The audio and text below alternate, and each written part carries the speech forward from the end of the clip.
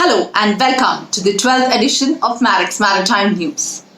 The headlines for Monday, 4th May 2020 are: SCA Group Chairman Mr. Tushar Jani shares insights on the Indian logistics sector. Industry debates MET issues in wake of COVID-19.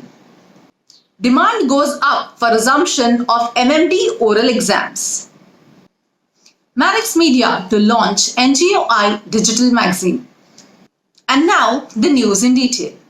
Renowned heavyweight of the Indian logistics sector and SCA Group Chairman Mr. Tushar Jani recently shared his insights on the prospects of the Indian logistics sector that is presently overcome by the COVID-19 tsunami.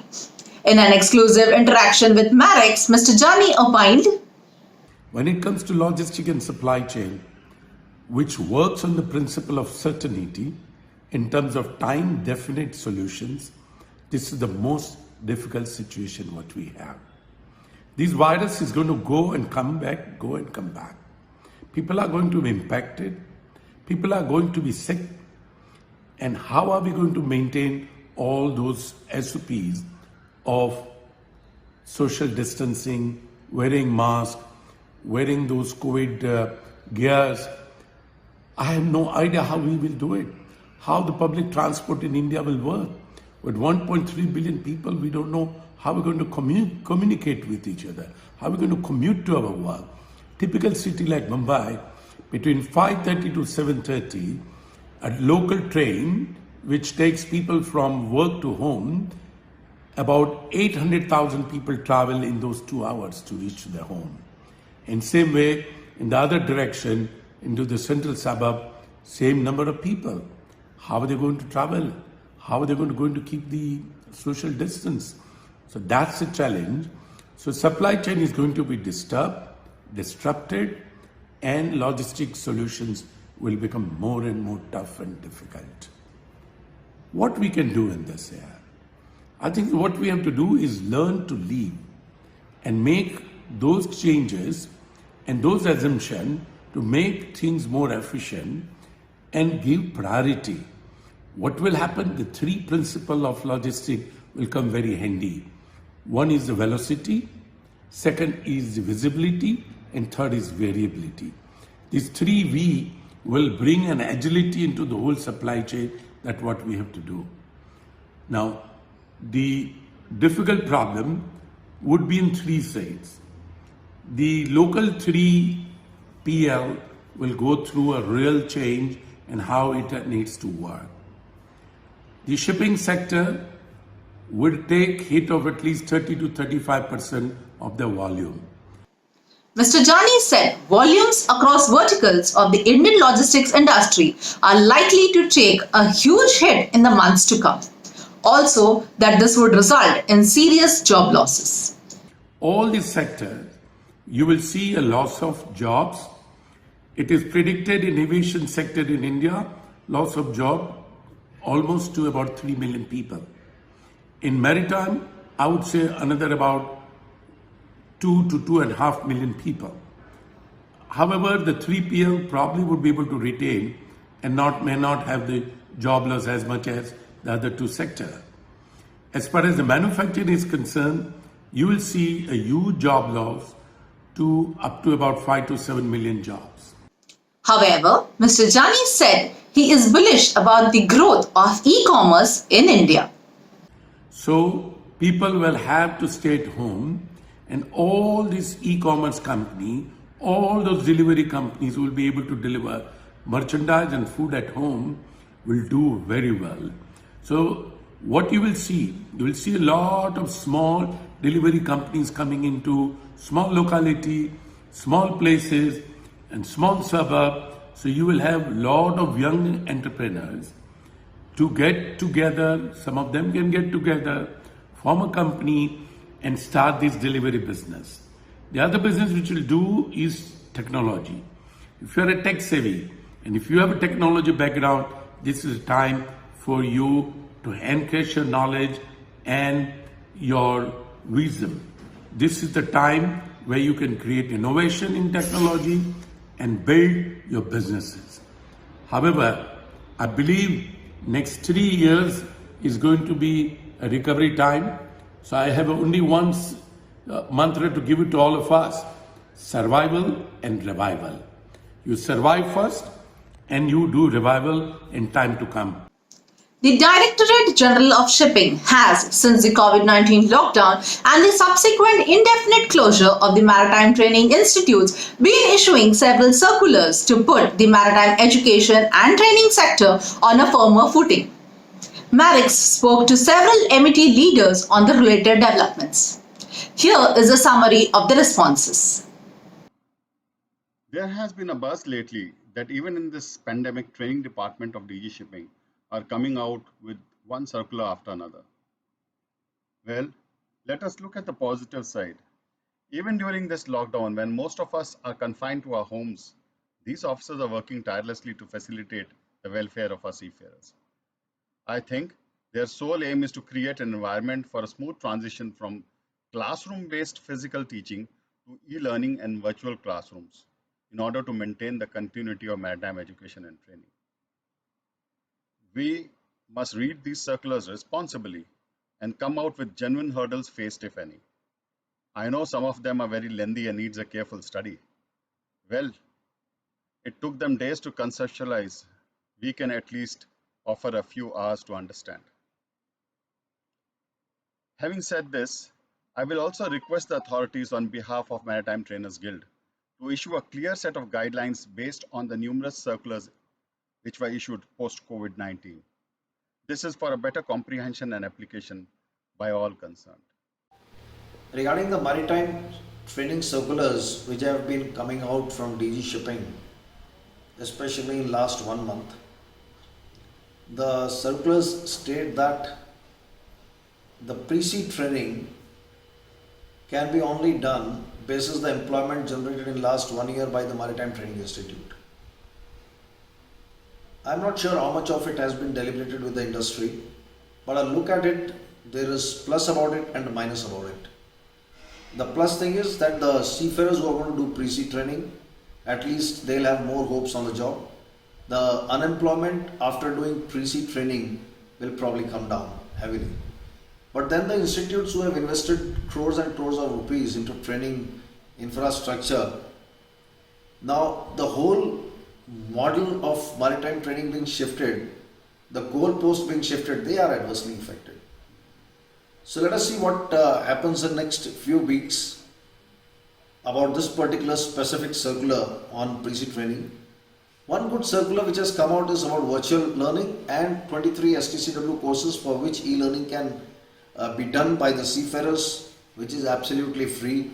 It is on DG Shipping website, and 180 days is the credit period which is allowed to you to do the e-learning, and thereafter you can do the practicals at the institute.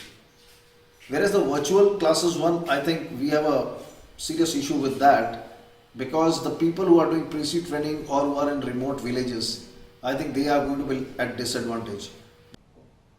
Now it is up to us, the Maritime Training Fraternity, to ensure that we rise up to the occasion, take up the challenge, and start conducting online classes for all our students. The technology is readily available.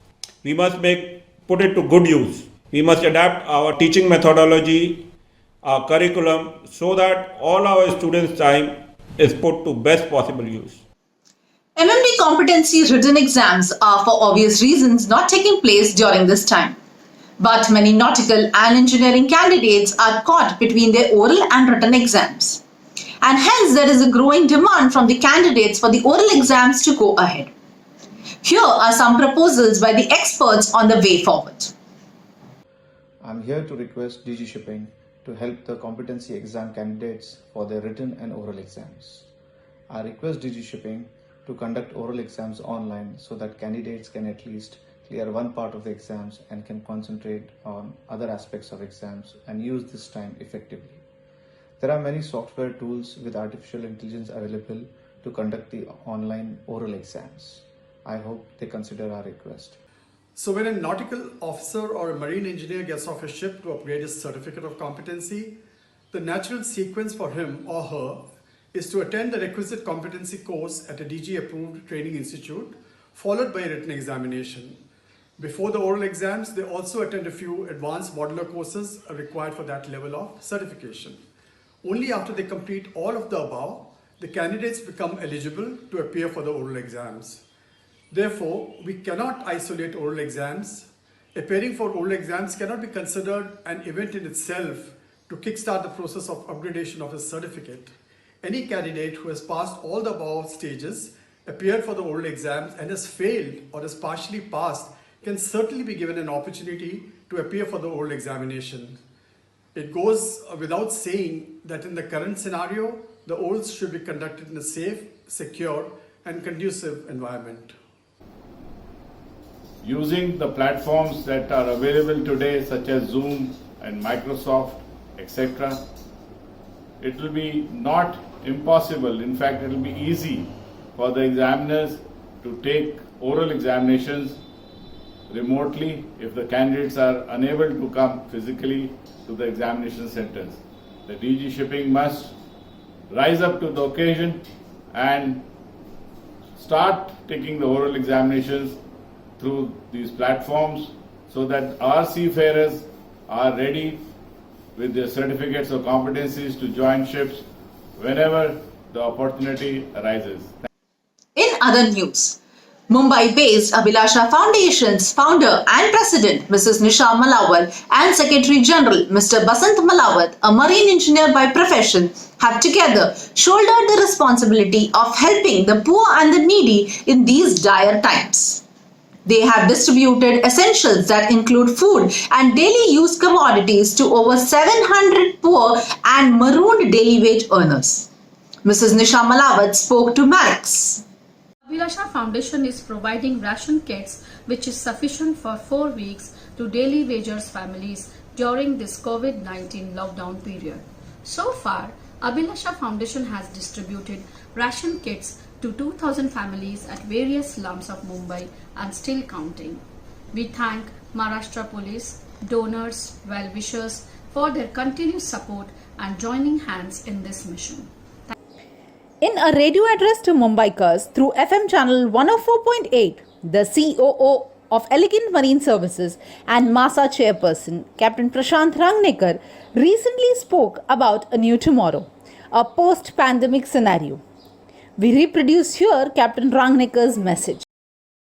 Hi, I am Captain Prashant Rangnekar and I am the CEO of the Elegant Marine Services, representing one of the world's largest ship managers, Fleet Management Limited, and I am also the chairman of MASA, which is a leading association of the shipping industry, and our company Fleet Management is responsible for training and placement of seafarers on our 500 plus ships which trade worldwide. A new tomorrow gives much needed hope to all the citizens of not just India but the world who are currently in the grip of COVID-19 virus. Talking about change, I see an ideological shift in people as consumers around the world have woken up to the fact that we have been reaping more than we sow. The time has come to be frugal in our needs, restrict our wants, especially for a country like India. I see now people respecting privacy. Safety of life has taken a new meaning now, be it physical safety, mental safety, or safety from illness and diseases. This also means we have to plan for a sustainable development model for our business. The biggest asset we possess are our seafarers, our workforce, both at sea and ashore. We have to make our workforce more competitive and more skillful. We have learned how easily lives can be lost without even a bloodshed. And while each country has spent billions of dollars in developing military arsenal, we now have to look to shield ourselves from the threat of new diseases and spend more on sustaining humanity and sustaining a healthy environment. India. This is a country of 1.3 billion people having a very high population density. Millions of inhabitants in rural areas and urban slums will, to combat the economic hardships post-pandemic period, need massive financial support from our public and private sectors and large amounts of government assistance. Apart from various economic policies that will be implemented by India's Finance Ministry to help the poor and needy populace, social entrepreneurship is expected to play a pivotal role in revitalizing India's future in the years to come. To provide an impetus to such social entrepreneurship through an editorial direction, Mannix Media in July this year will launch its first edition of digital news magazine titled NGOI. We spoke to the MD of Mannix Media, Captain Kamal Chadha. COVID-19 has done such tremendous damage to our nation's economy that it will take not only several years to come out of it, but it will require a review of our entire CSR perspective. This magazine we are about to launch and are in the stage of creating it is going to be focusing on such CSR initiatives, NGO activities and activism that will help our underprivileged masses not only survive this pandemic but also come out of it ever stronger. I look forward to your support. For the benefit of the Indian maritime workforce, we have uploaded the contact details of nodal officers of state and union territories for stranded persons. These officers can be contacted to seek road travel permissions across India under permitted norms. Thank you for watching. See you all next Monday.